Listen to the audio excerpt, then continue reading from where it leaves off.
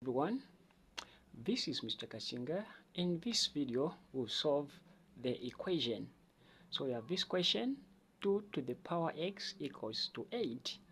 Now this question is coming from indices. So what to do here is that you're going to put 2 to the power x the way it is. Now what you have to know is that this 2 here, it is called the base.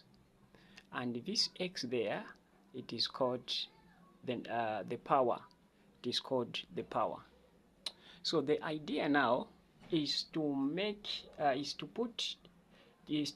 to have the same base, to the left hand side and to the right hand side to have the same base. So the base here is 2. It also means that this side we should also put 2. Now when we put 2 here, we want to put a power which is going to maintain the value of 8. Okay, let me just lap this so that you follow properly. Okay, now which power can we put here so that 8 should be maintained?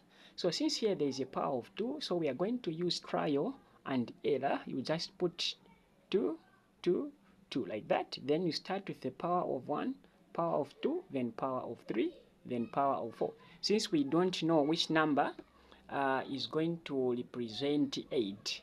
Okay, now we know that 2 to the power 1 is 2. Then what is 2 to the power 2? 2 to the power 2 is 4. Why? Because 2 times 2 is 4. Then what of 2 to the power 3? This means 2 times 2 times 2, which is equals to 8. Since we know that 2 times 2 is 4, 4 times 2 is what? 8. So I'm not going to reach 4. So I'll know that the power used there is 3. You see that? The power used here is 3 for us to get 8.